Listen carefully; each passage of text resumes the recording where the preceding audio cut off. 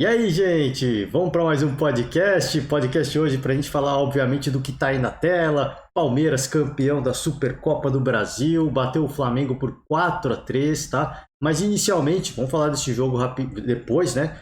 Um pouco mais de detalhes. Vamos também ouvir um pouco da coletiva do Vitor Pereira. Finalmente vamos conseguir ouvir aqui o VP, né? Uma coletiva um pouco mais curta. O Abel fez uma coletiva mais longa. Vamos ouvir um trecho também da coletiva do Abel Ferreira. Ambos falaram coisas muito importantes e que eu concordo. E vamos embora, assim, vamos Campeonato Paulista nesse momento.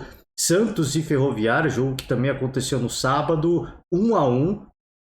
A partida foi disputada no Canindé, no estádio da Portuguesa. A Ferroviária até sai na frente com um gol de pênalti. O Santos tem que buscar o resultado.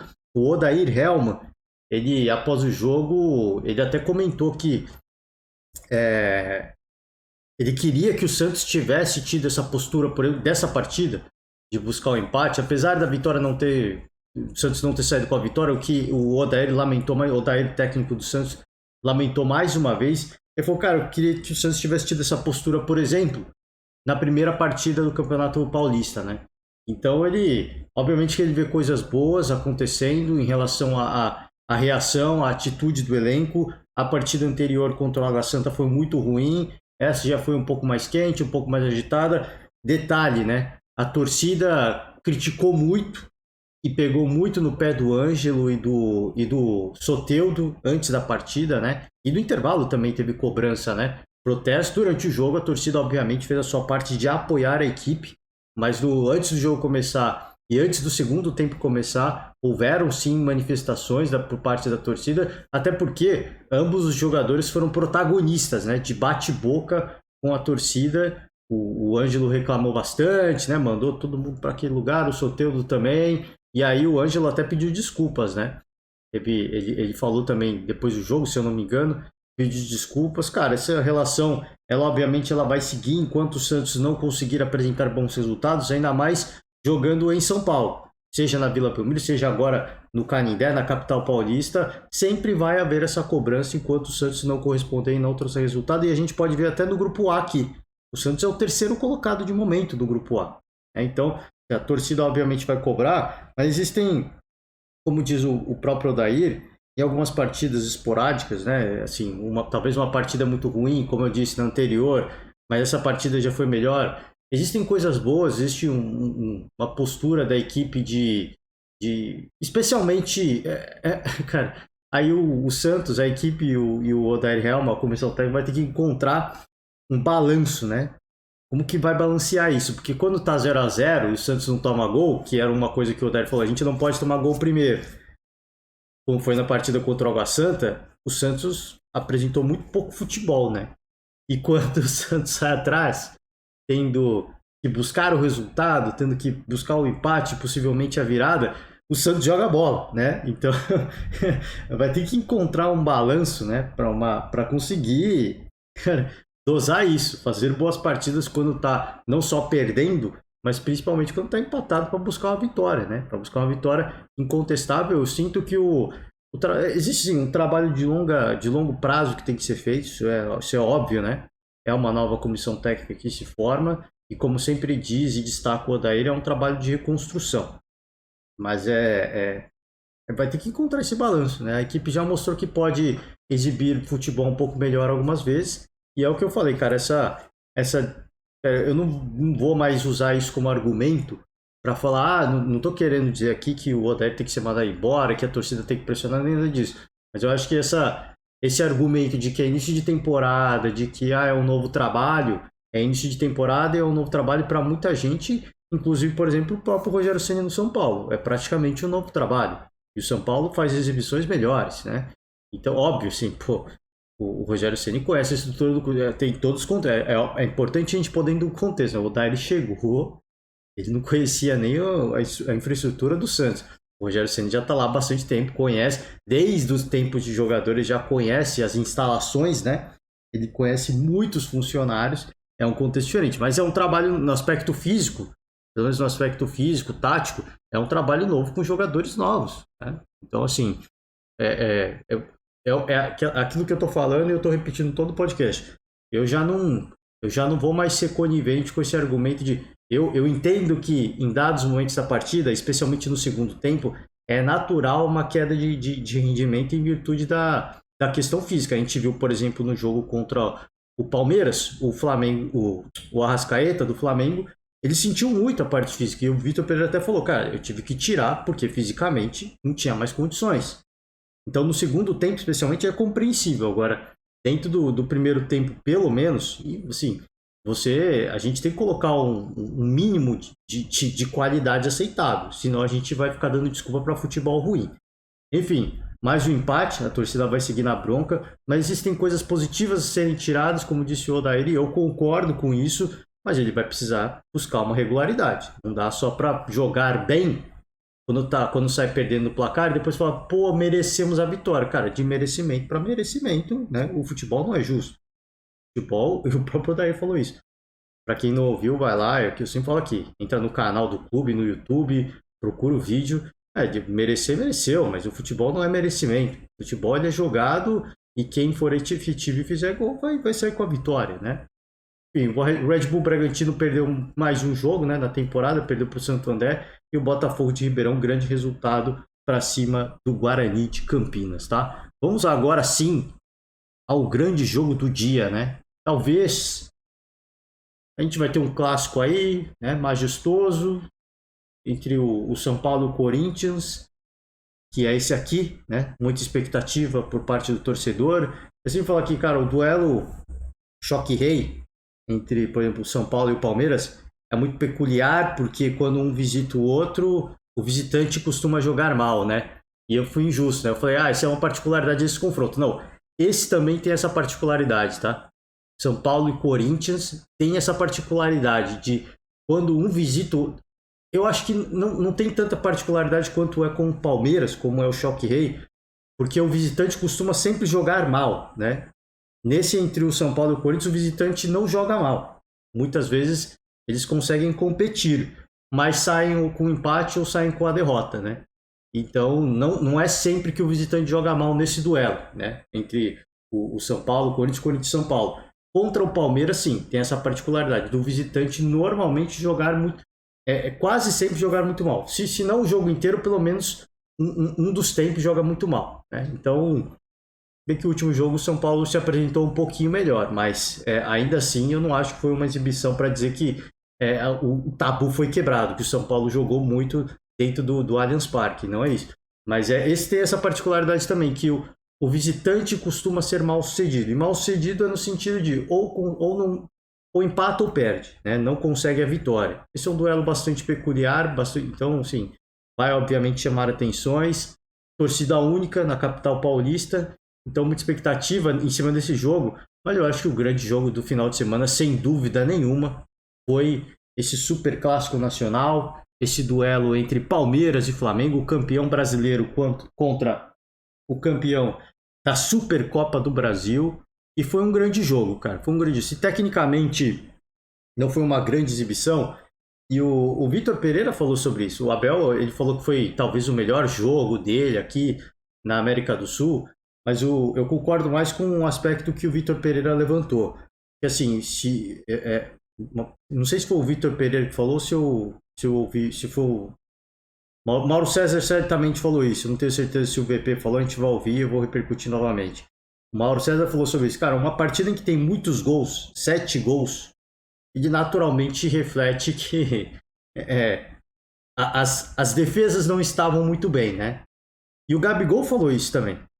Acho que foi o Gabigol, não foi o Vitor Pereira que falou. Cara, assim, muitos gols, né? Início de temporada, obviamente, né? As equipes, se fosse um meio de temporada, seria uma partida mais pegada e menos gols. Como está no início de temporada, existe um trabalho começando para as duas equipes, porque apesar da comissão técnica longeva, o Palmeiras mudou o jeito de jogar. Para colocar o Endrick no time, o Palmeiras mudou o jeito de jogar. Então, é meio que um novo trabalho, obviamente que não do zero, como é o Flamengo com o Vitor Pereira, mas é um novo trabalho, é um momento de recuperação física das duas equipes. Então, início de temporada, como o Gabigol falou, assim, saiu muitos gols porque é início de temporada. Agora, se esse duelo fosse no meio da temporada, seria do mesmo jeito, seria pegado, duas equipes muito competitivas, querendo sair com o título, mas certamente veríamos muito menos gols. E eu concordo com o Gabigol, aliás, o Gabigol, ele é sensacional, né? Eu sou um grande fã do Gabigol, do Gabriel, enfim, o Gabi, não sei como é que ele quer ser chamado. Eu sou um fã do Gabriel, do Gabigol, eu sempre falei aqui, gosto de personagens como é o Gabigol, como é o Felipe Melo, como é o André Sanches, ex-presidente do Corinthians. Gosto de personagens assim, que eles colocam uma pimenta a mais. Eu acho que se não fosse o Gabigol, a partida não teria se tornado tão dramática e tão disputada como foi de fato. Porque o Gabigol faz o primeiro gol do Flamengo e ele vai lá mostrar a camisa para o torcedor palmeirense, né? A torcida do Flamengo estava um pouquinho do lado, ele poderia andar mais um pouco, mas ele estende a camisa, obviamente. Ele dá essa desculpa, né? Ah, tava andando para minha torcida. Ele vai lá e estende a camisa pro torcedor palmeirense. Uma chuva de xingamentos, de dedos do meio, uma série de elogios, né? Objetos que voaram para dentro de campo. E eu acho curioso até que um repórter após o jogo perguntado pro Flamengo, pro Gabigol, um certo nível de clubismo, né? E, nossa, daqui a pouco você vai se machucar. Sim, o cara que vai lá e estende a camisa para a torcida adversária, né? Só para ilustrar para esse colega, ele sabe que serão arremessados. Não estou justificando, tá? Obviamente que ninguém pode jogar nada dentro de campo. Mas a partir do momento em que você inflama a torcida adversária, você está sabendo disso, né? E o Gabigol tirou de letra. Não, normal, eles devem estar pé da vida comigo, porque eu sempre faço gol em final, sempre faço gol neles, e é capaz de eu me dar mal, né? Se eu quebro o celular de alguém que jogou o celular, é capaz de eu me dar mal. O Gabigol é o personagem que eu falei, só achei descabida a colocação ali do repórter de você vai acabar assim. Não, ele vai lá provocar a torcida adversária e obviamente ele sabe o que está sujeito a acontecer, né? Uma série de cuspidas e elogios, não estou justificando. Eu sou totalmente contra arremessar qualquer tipo de objeto dentro de campo, porque assim, às vezes o cara mira no Gabigol. Não vai chegar, porque ele fica numa distância segura, né? Mas pode acertar alguém que está ali no meio. Alguém da imprensa, algum fotógrafo, algum auxiliar, algum agente da segurança, enfim. Eu sou totalmente contra isso, mas que eu falo. Ele sabia o que ia acontecer, não estou passando pano aqui em nada, e ele provocou, e essa provocação, e aí já foi a galera do Palmeiras, foi o Gabriel Menino lá. Aliás, Gabriel Menino, um dos grandes destaques, e aliás, eu vou ter que dizer aqui, eu não gosto de fazer isso, mas eu vou ter que dizer, eu falei, cara, eu falei quando da saída do Danilo e a pressão do torcedor para contratar um substituto, né? Uma reposição, não substituto, uma reposição. Eu falei, eu acho que o Palmeiras não precisa contratar alguém pro lado para atuar no lugar do Danilo. O papel que exerce o Gabriel Menino no Palmeiras, no meio campo do Palmeiras, é muito diferente do Danilo, tá? São perfis diferentes. O Danilo, na hora de contribuir no ataque, você vê que você pode ver os gols, né? De como foram os gols do Gabriel Menino. O Danilo era um cara muito de entrar na área, né? De entrar na área e aparecer meio que como elemento de surpresa. Como era o Paulinho no Corinthians. Só que o Paulinho, nos tempos áureos do Corinthians, foi muito mais, né? Assim, nessa questão de entrar dentro da área, apareceu como elemento de surpresa. O Gabriel Menino, ele tem o chute de fora da área. Então é diferente. É um perfil muito diferente. Eu entendo isso. É um perfil muito diferente. Mas o Palmeiras joga agora com 3 atacantes. Né? É importante destacar isso. São 3 atacantes agora. Então tem o Rony, o Dudu e o Hendrick. Então você tem um cara que não necessariamente vai entrar na área, mas vai dar essa opção do chute de fora da área, eu acho que cabe muito bem. Tá? Eu acho que cabe muito bem. E eu até falei aqui, né, no momento da saída do Danilo, eu falei, cara, se eu sou o diretor de futebol, Leila Pereira, eu sento para conversar com o Abel e falo, Abel, o que você acha? Qual que é a sua opinião sobre o atleta Gabriel Menino, né? Você acha que dá para recuperar? Você acha que ele pode voltar a apresentar um bom futebol? Se o Abel falasse que sim, eu falaria, então eu não vou trazer ninguém. Tá? Assim, vamos procurar, mas assim, sem muita pressa, né? Sem muita pressa. E eu acho que o Abel, de fato, não quer alguém pro meio campo, não, viu? Porque as notícias que rolam mais recentes, as boatarias, né? E aqui o momento tititi, é que o Palmeiras teria interesse no Michael, fez até uma proposta e o clube árabe rejeitou a proposta do Palmeiras. É porque o clube árabe não pode contratar, o Al Hilal, né, se eu não me engano, ele não pode contratar, tá com o transfer ban. Então teria que ser uma proposta muito generosa em relação do Palmeiras para que o clube árabe abra mão do Michael, né? E assim, você vê, pô, interesse num cara, num atacante de velocidade é entendível pra gente. Óbvio que isso é apenas um boato, a gente não sabe a verdade, enquanto o Abel Ferreira não falar público, mas mostra pra gente, sinaliza pra gente que o Abel não tá preocupado com o meio-campo do Palmeiras. Porque ele tem opções pro meio-campo. Ele tem opções. Ele tem reservas imediatos, aí, por exemplo, o Jailson, que foi um cara que entrou, que começou o Campeonato Paulista, e o Abel falou até que colocou ele para ele ganhar mais rodagem, né? mais minutagem dentro de campo, se adaptar mais ao jogo, né? Ao tempo de bola, à velocidade do jogo, porque você só treinar na mesma coisa. E tem outros meio-campistas também, como o Bruno Tabata e o Atuesta, né? Fora a garotada da base.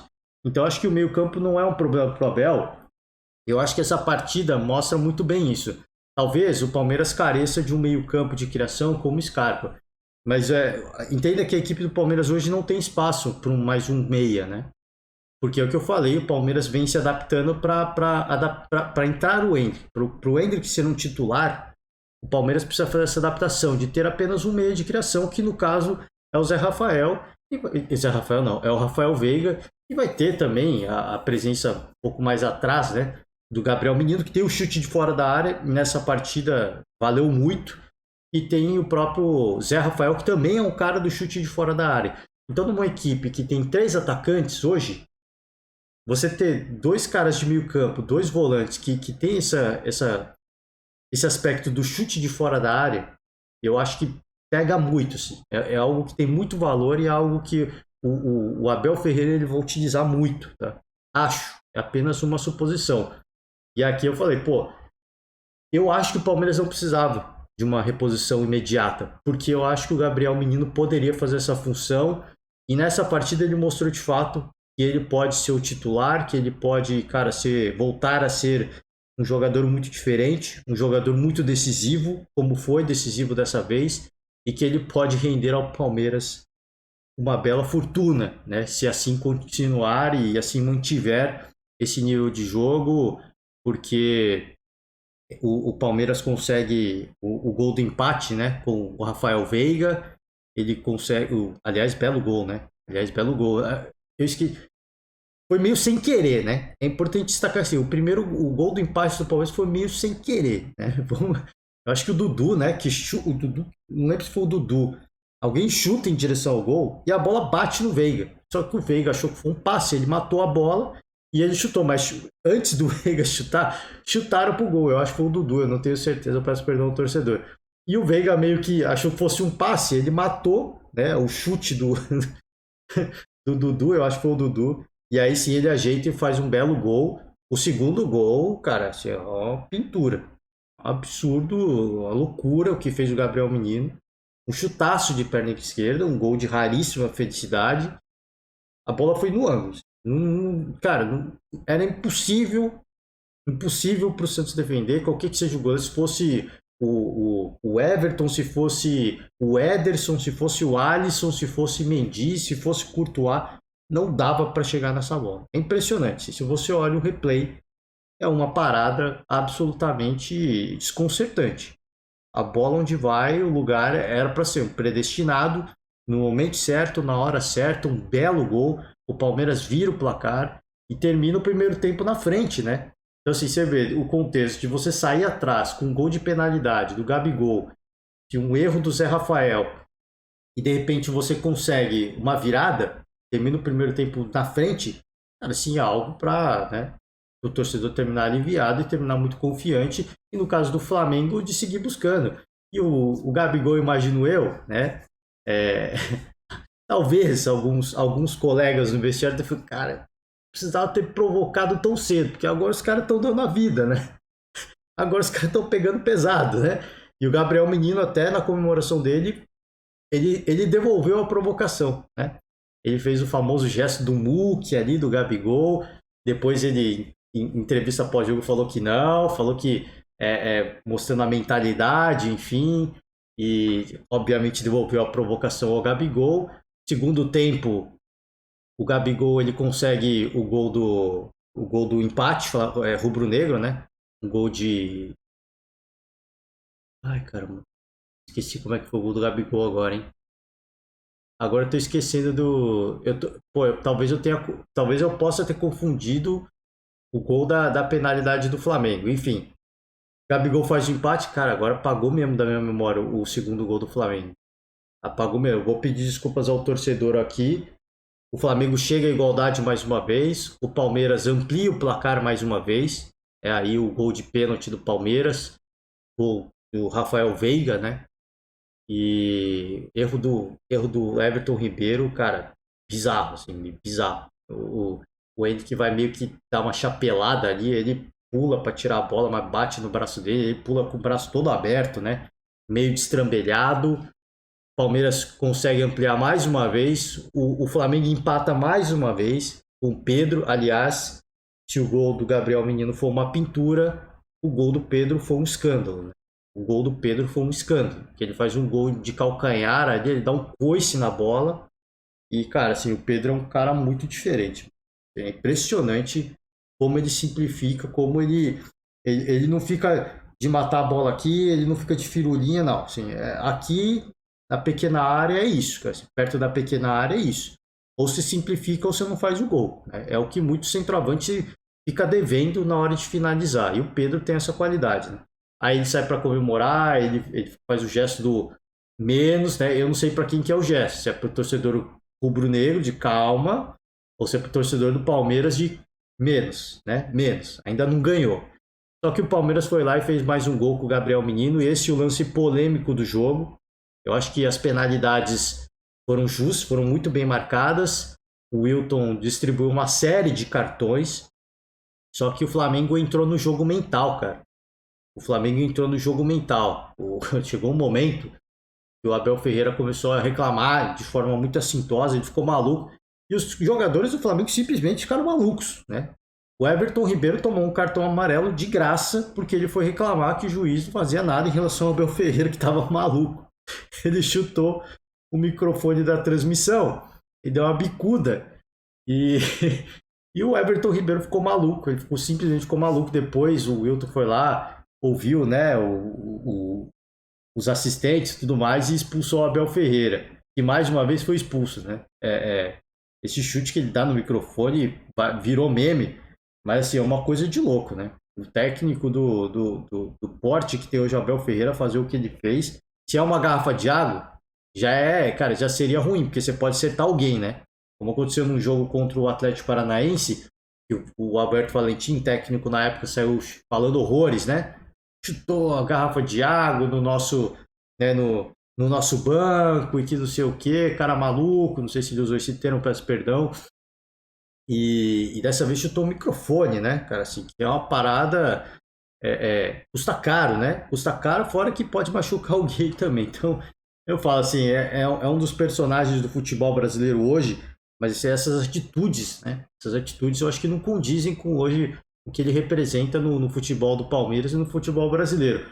Mas acabou dando certo, porque os jogadores do Flamengo começaram a ficar malucos, eles começaram a entrar no jogo mental. O Abel reclama demais, né? Ele reclama demais. E isso meio que foi até o Pedro, né? Até o Pedro, que é um cara caladão, ele começou a entrar numa pilha, né? E, cara, eu falei, que doideira, né? Esse final de jogo tá ficando maluco. E o time do Palmeiras bem tranquilo, acho que ficou entrou mais no jogo mental depois do jogo do Gabigol, mas entrou num jogo mental de uma forma boa. Um time que entrou para virar e para dar resposta, né? Para meio que se vingar do Gabigol. Enfim, assim, o segundo gol do Palmeiras, muito discutível, muito discutível. O que não é discutível é a atuação do Santos nesse gol. O Mike, ele tá lá, eu não sei o que o Mike tá fazendo lá, tá? De verdade, assim, eu acho que depois cabe a comissão técnica do Palmeiras perguntar pro Mike o que ele tava fazendo lá. Porque ele tava dentro do gol, né? Ele tava praticamente dentro do gol. Assim, é muito óbvio que ele tá impedido naquela posição. Talvez ele estivesse lá justamente como uma estratégia. Cara, vamos tentar atrapalhar o goleiro adversário. Se a arbitragem marcar impedimento, né, tudo bem. Mas se não marcar, né? Isso não, talvez pode ter sido uma estratégia. Eu acho que não, né? Eu acho que não, porque nesse início de Campeonato Paulista, o Palmeiras teve muitos gols impedidos. E eu acho que o Palmeiras não faria uma estratégia para tentar simular o impedimento e correr o risco de ter um gol anulado. Eu acho que não. Mas, enfim, acho que cabe perguntar o que ele estava fazendo ali praticamente dentro do gol. E ele tem essa. Cara, se na hora que o Santos vai defender o chute do Gabriel Menino, ele recolhe o braço, mano. Ele recolhe o braço. Assim, não consigo entender o que aconteceu até agora. Tá?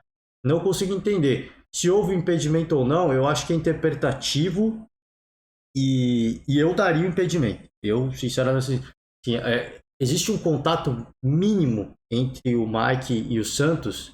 Existe, né? Existe um contato mínimo, mas justamente por existir esse contato, ele interfere na jogada.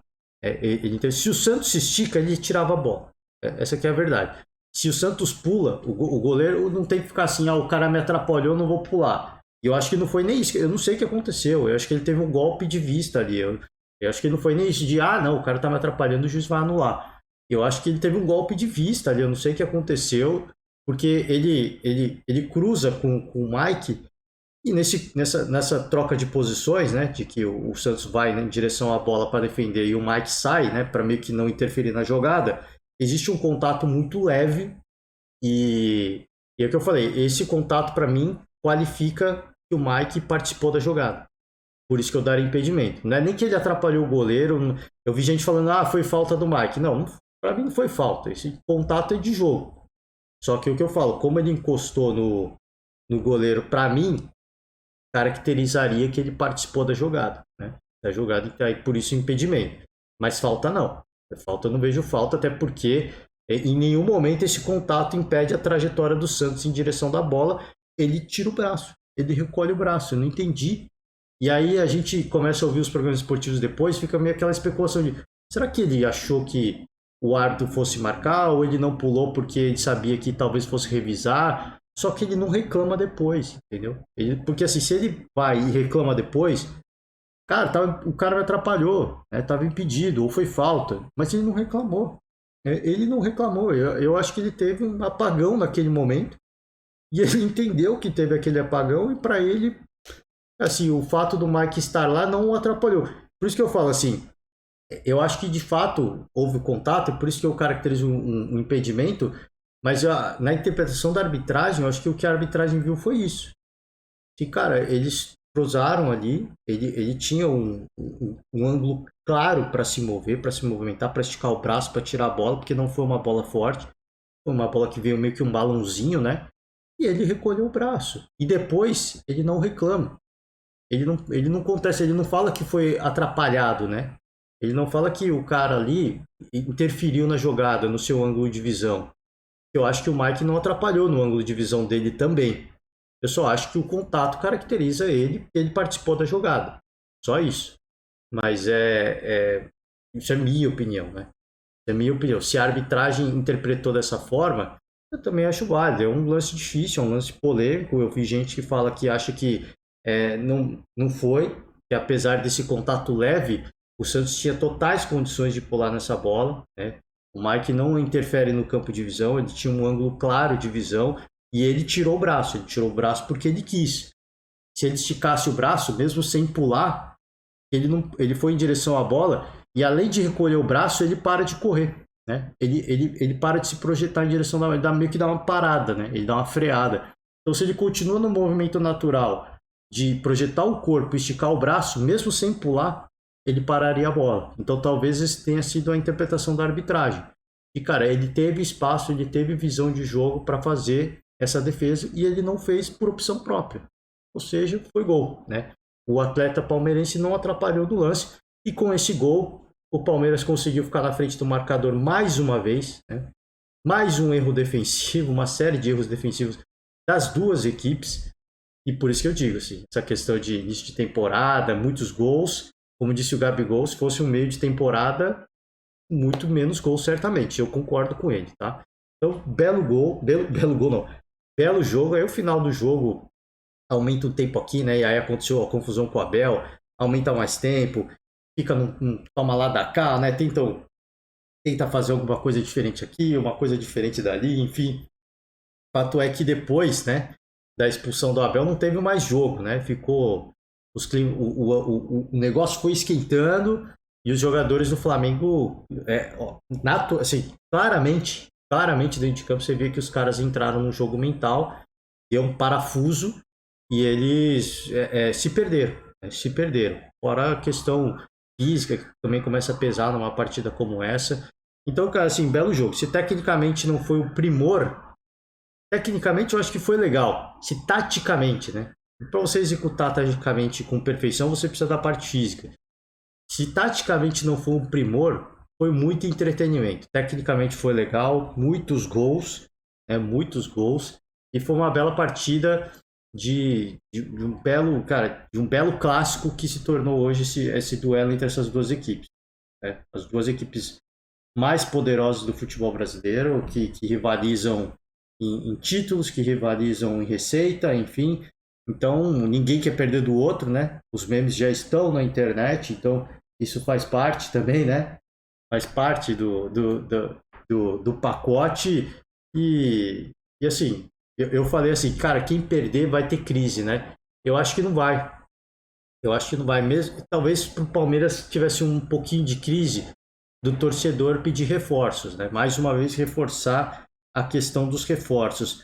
Mas eu não acho que vai ter crise do lado rubro-negro, porque pela forma como foi o jogo, de muitos gols, pela forma como o time se entregou, como o time se doou e pela forma como foi o quarto gol do Palmeiras, que o torcedor rubro-negro se sente injustiçado com um gol ilegal. Era para ter sido uma partida para o torcedor rubro-negro, né? Era para ter sido uma partida para terminar em 3-3, disputa de penalidades. Então acho que pela forma como foi, de ter muitos gols, da equipe mais uma vez se doar dentro de campo e acabar perder o título com um gol no final, de um lance ilegal, eu acho que o torcedor ele não vai ter crise, tá? O torcedor, esse é um cenário que eu não considerei, de ser um partidaço e dependendo do contexto da partida, um dos equipes perdem e não vai ter crise, não teria crise nesse caso. Mesmo se fosse o Palmeiras, eu acho que não teria uma crise muito grande, tá? Eu acho que, obviamente, alguns torcedores iam fazer ruído mais uma vez, mas se perdesse dessa forma, fazendo 3 gols, 4 gols e perdendo com um gol ilegal, o torcedor, obviamente, ia cobrar muito mais, né, uma atitude da gestão em relação ao poder de bastidor do que, de fato, de uma contratação de peso. É porque o Palmeiras mostrou mais uma vez que não precisa de uma contratação de peso, e esse elenco que está lá hoje é um elenco que dá conta do recado, que o Dudu é a base desse time, a peça fundamental desse time, que o Veiga é peça fundamental desse time, que o Gabriel Menino hoje pode ser uma peça fundamental nesse time, então não precisa de reforços, né? Não precisa de reforços, mas uma partida apenas. Na próxima partida do Palmeiras, o assunto volta, né? É importante destacar isso. Vamos embora, já tô com mais de meia hora de podcast. Vamos ver rapidamente, brevemente aqui, Vitor Pereira e um trecho da coletiva do Abel Ferreira. Eu vou pro YouTube aqui, coletiva pós-jogo. É importante a gente sempre dar os créditos aqui, Flá TV, tá? Canal da Flá TV. Então se você entra lá, você se inscreve no canal, por favor. Eu sempre faço esse convite aqui. Se inscreve no canal, dá uma moral pra galera que gera o conteúdo. O áudio das coletivas não tá muito legal, acho que a do Palmeiras tá até pior, né? Mas o áudio não tá muito legal, já tá tudo no máximo aqui. Vou tentar ficar quieto durante a coletiva, aumente o som aí. Mas mais uma vez, faço o convite, entra lá, eu acelerei o vídeo, ouve o vídeo na velocidade normal, ouve a coletiva na íntegra, dá uma moral, vê os outros vídeos se você for torcedor rubro-negro, né? É um trabalho que aproxima o clube dos jogadores do torcedor, né? E nesse momento de aquecimento para o Mundial de Clubes, você vai poder ver, né, os seus jogadores prediletos um pouquinho mais de perto, né? Então fica o convite sempre aberto, vamos embora, vamos para a coletiva do Vitor Pereira. E aliás, né, o Vitor Pereira em todos os confrontos contra o Abel Ferreira, o Vitor Pereira perdeu todos, tá? Assim, o torcedor corintiano que hoje torceu pro Palmeiras, ele exalta esses números também, de que o Vitor Pereira nunca nem empatou com o Abel Ferreira, apenas derrotas, né? Impressionante, são números impressionantes do Abel Ferreira. Uma derrota sempre dolorida numa final, mas eu queria que você fizesse uma avaliação, né, da partida e também destacasse os principais pontos positivos no jogo de hoje, por favor. Boa noite a todos. É assim, começar com uma final com o resultado de 4-3, uma derrota, não é? Um jogo com muitos golos. Eu vou diminuir a qualidade do vídeo aqui porque tá bravo, hein? E o vídeo, inclusive, ele dá algumas travadas, tá? Se eu não me engano, o vídeo dá algumas travadas. Não acho que a qualidade do vídeo não. Mas eu ouvi a coletiva do Vitor Pereira no canal do Mauro César e direto, sim, tava dando umas travadas, né? Diminuir a qualidade, vamos ver. Um jogo muito corrido, não quer dizer muito corrido, não quer dizer que seja bem jogado, mas muito corrido, de um lado e do outro, muitos. Isso que ele falou, né? Muito corrido não quer dizer que é bem jogado, mas certamente é muito entretenimento. Muitos golos marcados, e acredito eu, por todas as indicações que tenho, com um golo a decidir um jogo destes, um golo irregular a decidir um jogo destes. O quarto golo deles é um golo irregular, segundo as informações que tenho.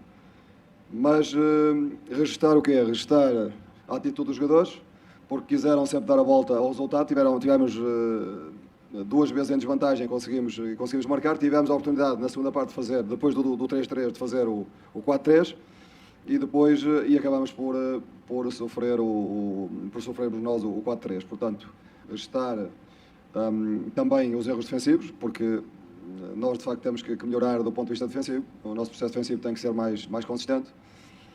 E pronto, e valorizar também os nossos adeptos que se deslocaram aqui e que nos apoiaram do princípio ao fim. Boa noite, Vitor. Tudo bem? Cidão Marinho da Litoral News. Como você falou, uma defensiva que não foi bem na partida. Com a saída do João Gomes, parece que o meio de campo ficou um pouco exposto, com o Gerson e o Thiago Maia. Tendo isso tudo em consideração e também que a semifinal do Mundial está se aproximando, como você vai preparar essa equipe? Porque hoje o torcedor do Flamengo sai daqui com o seguinte pensamento: a gente pode fazer 5 gols, que vai levar 6, e fica com medo de uma eliminação precoce na semifinal do Mundial.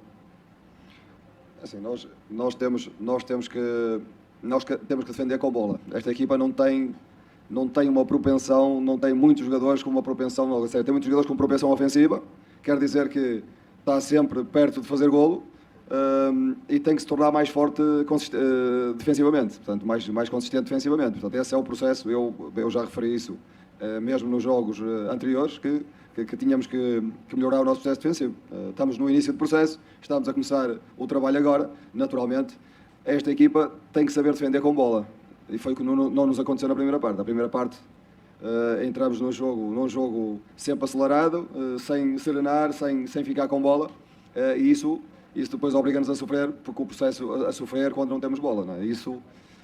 Isso associado a alguns erros que têm que ser registados e corrigidos, temos que assumir isso, temos que os corrigir, temos que analisá-los e corrigi-los, e com certeza no futuro vamos ser mais fortes, tanto defensivamente como ofensivamente.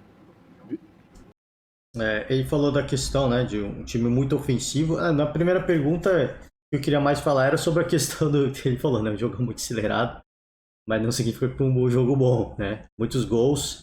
É um time muito forte ofensivamente, mas defensivamente ainda tem muito a melhorar. O rapaz que faz a pergunta, o repórter que faz a pergunta, ele até cita o Gerson, se eu não me engano, né? O Gerson não fez uma partida legal mesmo, assim. Mas é coisa de... O trabalho, segundo o Vitor Pereira, que está começando, dele se adaptar à nova função e... Enfim, é um trabalho de longa data, porque a gente sabe que... Eu até citei essa frase que o Vitor Pereira ele usava no Corinthians, e a gente via nos vídeos da TV do Corinthians, né, no YouTube, que ele falava que se não tomar gols, o time fica mais próximo da vitória, né? Então deve ser uma filosofia que ele deve pegar cada vez mais pesado nesse Flamengo de não vão tomar gol. Vão ter a bola, vão controlar a bola, e a posse da bola, não tomar gol, porque eles sabem que o time é muito forte ofensivamente. Como? É muito melhor ganhar marcando golos e não sofrer do que sofrer, do que marcar 3 golos e acabar por perder a final porque concedemos 4 golos. Isso naturalmente vai ser trabalhado, vai ser corrigido, vai ser analisado e é o que temos que fazer. Não é? O caminho é mesmo esse. O caminho é analisar os erros e ir corrigindo até que o processo se torne mais consistente. Vitor, aqui à sua direita, Gustavo Henrique. Eu tive uma sensação que, além do Palmeiras vencer a gente por méritos técnicos, fisicamente, percebi, pelo menos na minha visão, que eles estavam um pouco melhor. Você já bateu nessa tecla da preparação física? Você reconhece que o Palmeiras estava melhor também nessa questão? Como você pretende trabalhar isso? Vai ter um tempo bom agora para o Mundial para trabalhar. Como é que você pretende analisar isso? Se nós olharmos para a nossa equipa é uma equipa que tem muitos jogadores técnicos. A nossa equipa, eu não vejo uma equipa muito forte fisicamente, não é? Nas suas características. Os jogadores mais técnicos, os mais criativos são fisicamente não são jogadores fortes. Agora nós temos é que muitas vezes dá a sensação que fisicamente não estivemos bem, pois eu sou da opinião que não estivemos bem no primeiro tempo taticamente, ou seja, nós não conseguimos fazer o nosso jogo, e o nosso jogo é um jogo com bola, é um jogo para ter paciência e esperar o momento certo de acelerar. O que aconteceu no primeiro tempo é que o jogo andou muito corrido de um lado para o outro, muito físico, muito partido, com o Palmeiras, naquele jogo característico deles de lançar os jogadores rápidos na frente, que nos obrigou, e como nós não ficámos com bola, entramos um bocadinho no jogo deles, e eles nesse jogo físico são mais fortes que nós. Mas não tem a ver com estar bem ou mal fisicamente, porque depois no segundo tempo construímos jogadas bonitas, podíamos ter chegado ao 4-3, nós, com jogadas bem construídas. Agora, sempre que marcamos, levamos com aquele penalti que quebrou, que até podia ter quebrado animicamente a equipa, mas a equipa tentou mais uma vez, fizemos outro golo bonito, no 3-3, e depois levamos com um golo irregular, segundo informações que me deram, porque eu ainda não tive a oportunidade de ver. Concordo com o Vitor Pereira aqui, duas coisas que ele falou, né? Primeiro que o primeiro tempo, eu acho que não foi mais uma questão física, foi o aspecto tático. O Flamengo deixou muito espaço para o Palmeiras, e ele até fala que o Palmeiras tem é um time muito físico, o Palmeiras é um time muito técnico, mas eu venho falando disso o ano passado inteiro. Assim, fisicamente, o Palmeiras ele sobrou o ano passado inteiro em relação a todas as equipes do campeonato, até no momento de baixa, de queda, onde há aquele desgaste normal no meio da temporada, o Palmeiras ainda fisicamente, para mim, estava muito acima de todas as outras equipes.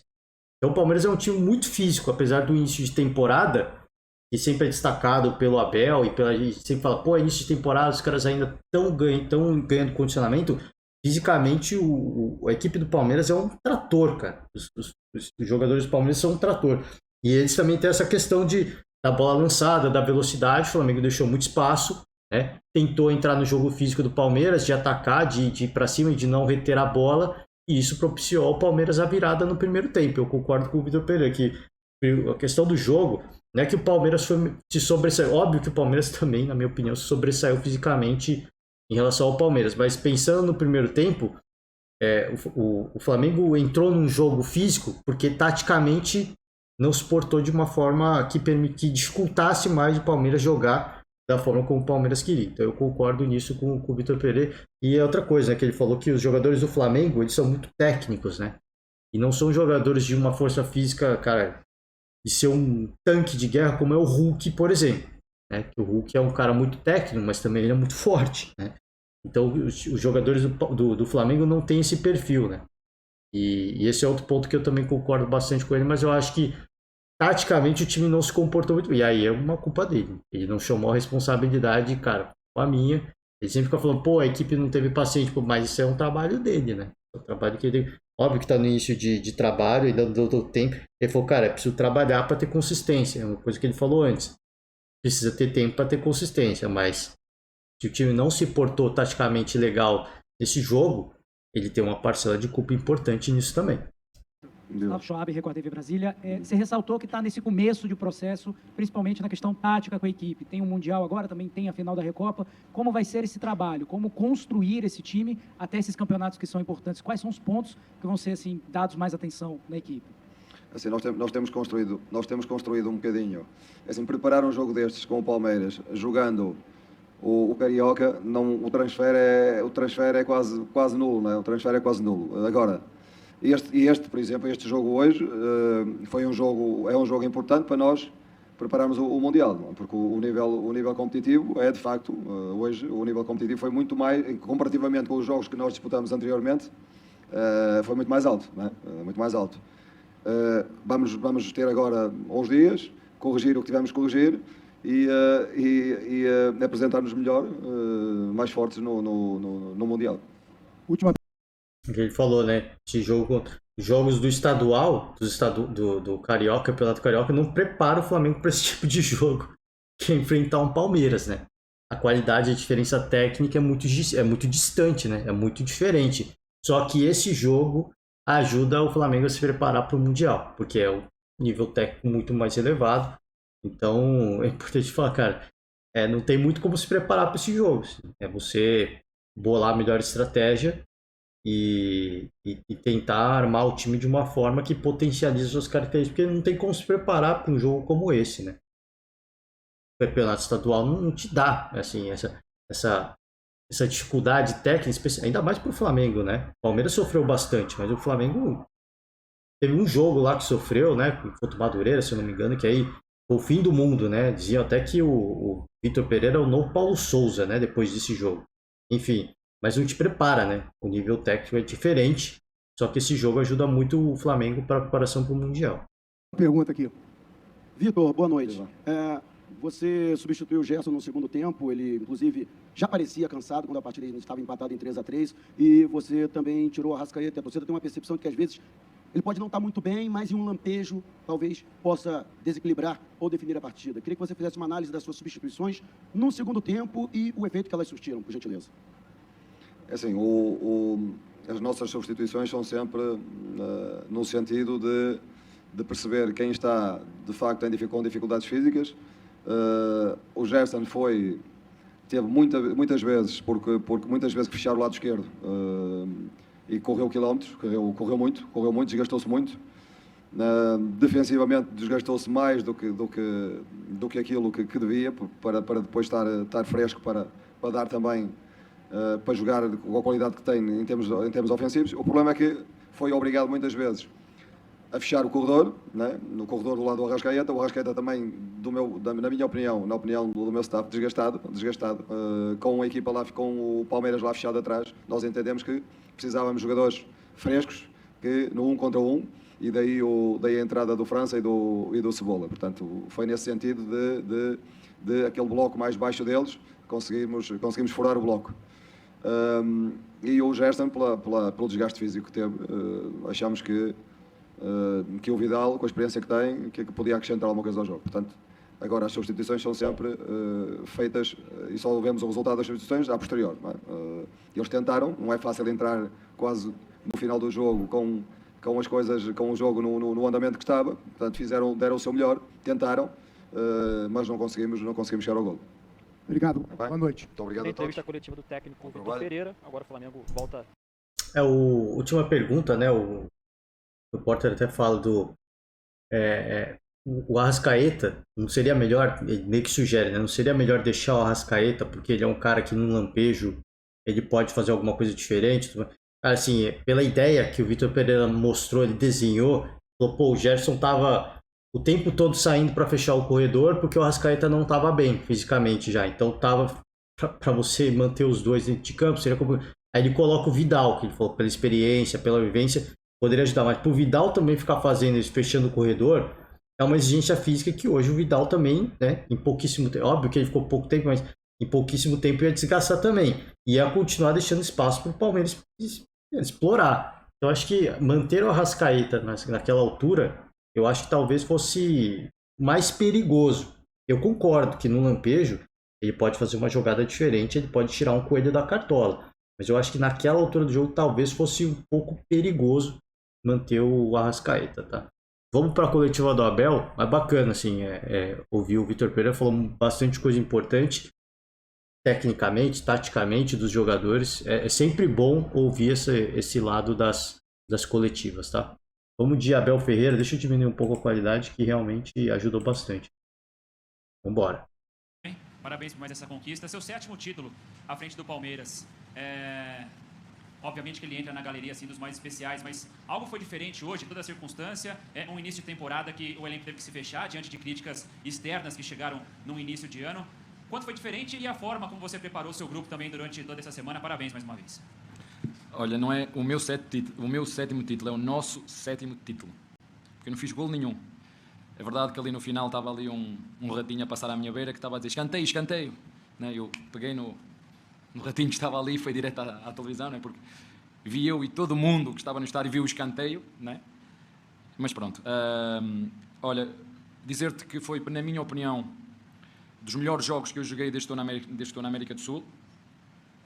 2 elencos muito qualificados. As 2 equipas a quererem jogar para ganhar. Na minha opinião, na primeira parte fomos melhores. A primeira parte do Palmeiras foi melhor. Inclusive sofremos um golo, na minha opinião, contra a corrente do jogo, mas faz parte. E mais uma vez a nossa equipa mostrou, durante todo o jogo, uma força mental muito grande, porque estiveram sempre focados naquilo que eram as nossas tarefas individuais e coletivas. Mas no final, com todos os acontecimentos, muitos golos para quem assistiu, um ambiente espetacular. Acho que fomos uns justos vencedores. E parabéns à minha equipa. Há 2 anos tínhamos perdido aqui uma Supercopa e hoje viemos resgatar aquilo que tínhamos perdido há 2 anos. Boa noite, Abel. Aqui é que ele falou também, né? Corroborando com o que o Vitor Pereira falou, né? O primeiro tempo do Palmeiras foi melhor, eu acho que foi mesmo.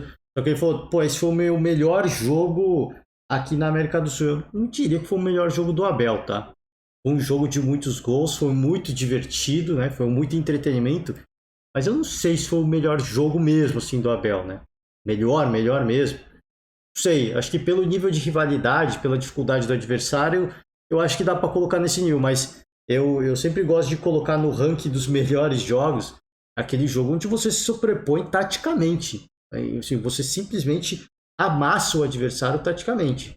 Eu acho que, dentre todos, eu não sei se foi o melhor, talvez o torcedor palmeirense tenha outra opinião, mas a final do Campeonato Paulista, pelo contexto que foi, o Palmeiras ter sido amassado no primeiro jogo, tomado 3-1, o segundo jogo do Palmeiras não deixar o São Paulo respirar. Não é que assim, esse confronto eu falei, esse choque rei, normalmente o visitante não joga bem. E o São Paulo indo no Allianz Parque, normalmente não jogaria bem. Só que o Palmeiras não deu chance pro azar, o Palmeiras simplesmente passou o trator.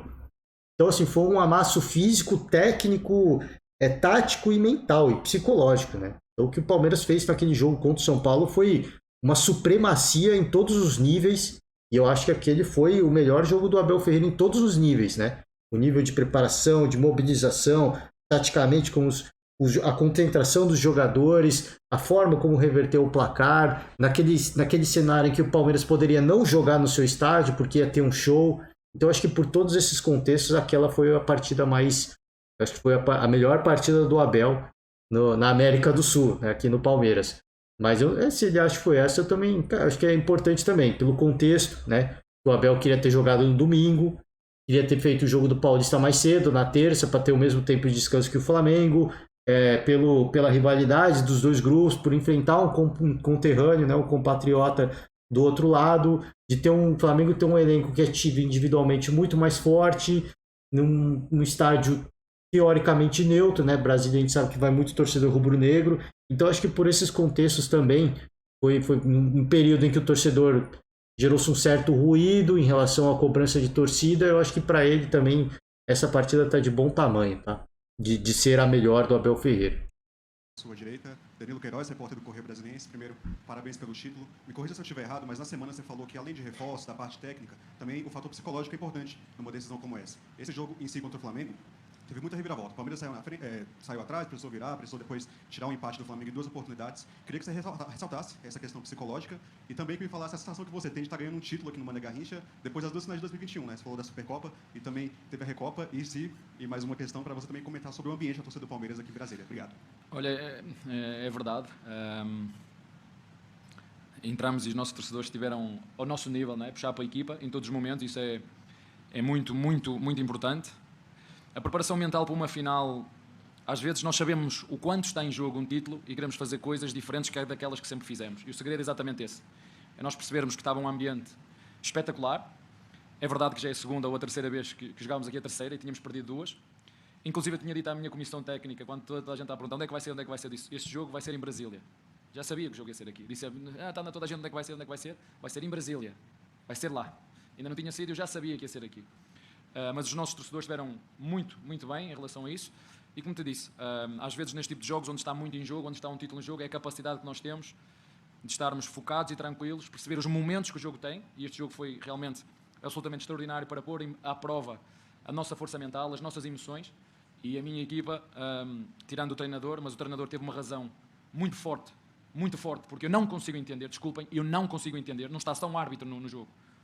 Está o juiz principal, estão mais 2 bandeirinhas, como diz aqui, mais 2 que estavam ao meu lado. E ninguém viu que era canto.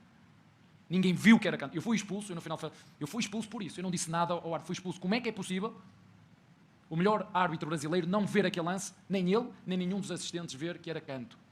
Isto depois justificar a minha expulsão. E os meus jogadores estiveram ao seu nível desde o início até ao fim. Fizemos alterações que tínhamos que fazer para assegurar o resultado. O treinador, neste caso o Vítor, arriscou tudo e nós, como estávamos à frente do resultado, defendemos o resultado. E uma vitória, como disse, justa, da melhor equipa ao longo dos 90, aos 98 minutos ou 100 minutos. Abel, boa noite, tudo bem? Pegou no pé da arbitragem, né? Mas é o que eu falei, ele deu um chute no microfone ali, que é o que eu falei. É uma coisa que para o técnico do nível que ele chegou hoje, já não é mais compatível. Ele deve falar disso depois numa coletiva futura, de que tem que ser mais calmo, de que a mulher talvez tenha pego no pé dele, ele tem que ter um comportamento mais comedido. Ele fala da tal da cabeça fria, né? E ele sempre brinca que os jogadores falam para ele, pô, professor, você fala pra gente ter cabeça fria, mas você mesmo não tem, né? Então tá meio tentando justificar, mas importante, se você não viu, e dando a bicuda no microfone, procure, porque tá virando meme e de fato foi algo meio bizarro, né? Mas vambora. É meio difícil, né, duvidar desse time do Palmeiras por essa sequência de títulos, né? Você tem agora o Dudu com 10 títulos, o Gustavo Gomes vai pro 8º, se não me engano, 9º título, tem o Veiga que fez 11 gols em finais. Então é um time extremamente cascudo, né? E para você, nesse cenário todo, é mais fácil trabalhar, preparar um jogo como esse, né? Como você gosta de preparar, a gente sabe que você prepara muito bem para jogos decisivos. É mais fácil quando você tem já uma roda que gira assim e você consegue trabalhar mais facilmente essa preparação? Olha, é fácil preparar, mas nós não conseguimos ir jogar ao Ituano com a melhor equipa. Tivemos que nos adaptar ao calendário do estadual. Como te disse, pedimos antecipadamente à Federação Paulista que nos desse esse tempo e não nos concedeu. E nós, como andamos sempre à procura de soluções, que é o que fazemos, por isso eu disse que não se preocupem com os reforços, porque nós precisamos de jogadores, não vou, porque ganhamos, dizer nós precisamos, mas não há jogador nenhum que seja mais forte que o nosso jogo coletivo. E se eu disse isso, mantenho, mas não disse isso só de agora. Seja onde for, joga quem jogar, jogamos para ganhar. E foi isso que nós fizemos aqui hoje. Eu também vos disse que a pichação dos muros e a contestação é algo que acontece, pelo menos desde que estou aqui sempre. E isto tem sido um bom presságio. Tem sido um bom presságio. Está aqui. O resultado é nós trabalhamos duro, trabalhamos no silêncio e o sucesso fala por nós. É assim que tem que ser. Abel, novamente aqui à direita. Parabéns. Falou de novo, né, da questão dessa pichação de muro, desse mal-estar que aconteceu recentemente. E ele falou que isso é importante na questão dos bons presságios, né?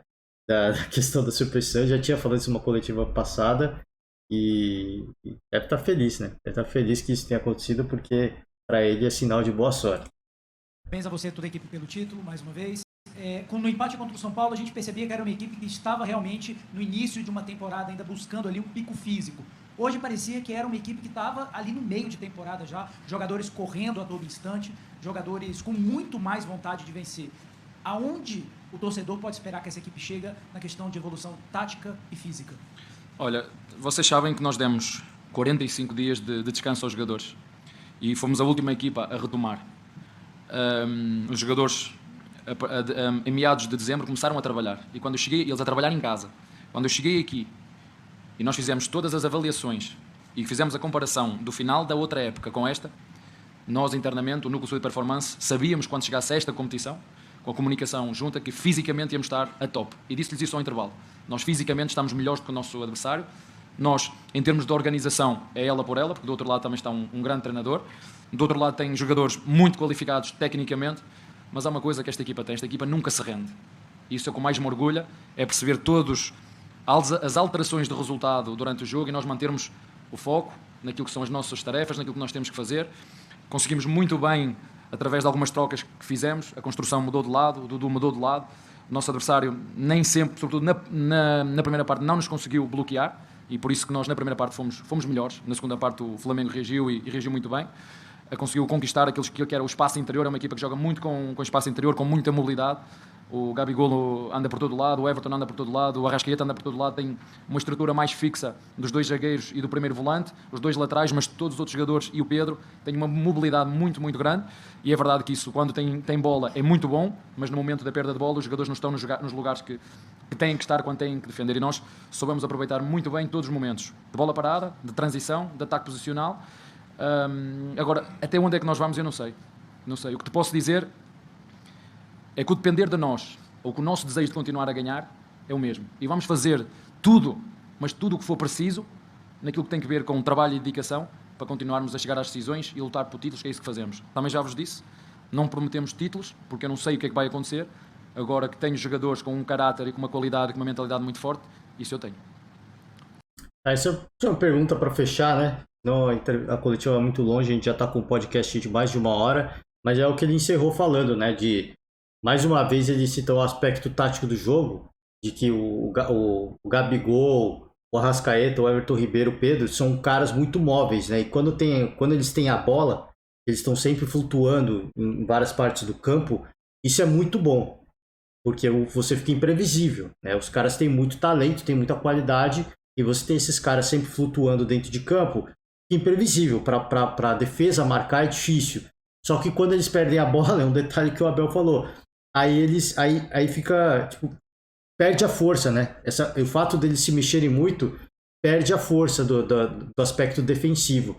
Então é uma coisa que o Abel ressalta, que ele explorou, e é legal ele mostrar isso. O Vitor Pereira deve tomar algumas notas, né? Certamente, para no confronto futuro tomar certo cuidado. Obviamente que se o trabalho continuar, ele vai corrigir essas coisas, ele tem noção disso. Eu tô brincando aqui, obviamente. O Vitor Pereira é um cara que do aspecto de jogo, ele sempre fala, e ele não tem, né, essa de não, fica na resenha, não. Ele fala do aspecto de jogo, ele fala do que aconteceu no jogo, ele não tem essa vaidade de não vou falar porque o outro vai ouvir. E o Abel também é um cara assim. Então é bacana ele exibir isso, mostra um jogo de estratégias, e que ele falou até, ele sabia que fisicamente o Palmeiras estaria melhor, né? Porque em termos de organização, de qualidade de jogadores, seria muito parelho, mas ele sabia que fisicamente o Palmeiras chegaria nesse jogo melhor. Você vê que mais uma vez o Abel Ferreira, talvez o torcedor se questione muito, né? E eu questionei muito o início de Campeonato Paulista do Palmeiras. E só que você vê que tudo foi bem planejado, né, para esse jogo contra o Flamengo. Talvez por isso que ele tenha reclamado de forma tão enérgica em relação ao dia do jogo e ao fato do Palmeiras não ter conseguido fazer o jogo do Campeonato Paulista na terça, né, para ter o mesmo dia de jogo do Flamengo. Talvez esse seja um outro motivo que o Abel reclamou muito. Por quê? Porque ele já estava planejando. Se a gente tiver o mesmo tempo de descanso, a gente vai ter a mesma quantidade de dias, a trajetória vai ser essa, para se preparar para esse jogo, a gente vai chegar melhor. Por isso que talvez ele tenha reclamado tanto. Não pela questão de, vamos ter dias iguais, mas pelo planejamento que ele fez. Vamos imaginar que a gente vai ter o mesmo dia de descanso, a gente vai ter tantos dias até o jogo. Eu sei que o Palmeiras vai chegar melhor fisicamente, pelo menos, né, que o Flamengo. Então talvez você vê que a obsessão do cara é de um nível tal que agora não sei se é verdade, só ele vai poder dizer. Mas agora me passa pela cabeça esse fato, que desde o início da temporada, ele já tem minuciosamente planejado esse início de temporada para esse jogo contra o Flamengo, né? Então é algo impressionante. De um cara que... Eu tinha falado em alguns podcasts, eu não tenho dúvida que o Abel Ferreira ele já está preparando esse jogo contra o Flamengo já há muito tempo. Mas pelo que ele fala agora, me parece que é desde o início da temporada já. Ele já está planejando, ele já sabe os dias de jogo, o horário do jogo, como é que vai ser a logística, como é que ele vai se preparar para esse jogo, esse Flamengo.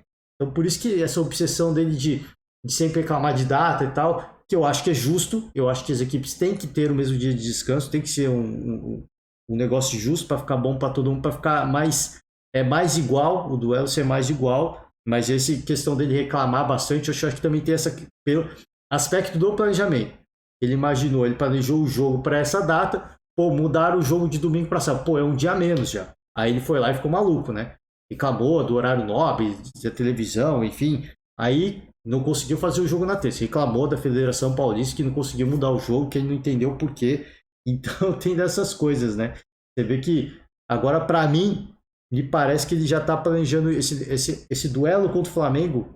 O Palmeiras já está desenhando e se planejando desde o início da temporada, desde a pré-temporada, talvez, né? É impressionante a obsessão desse treinador.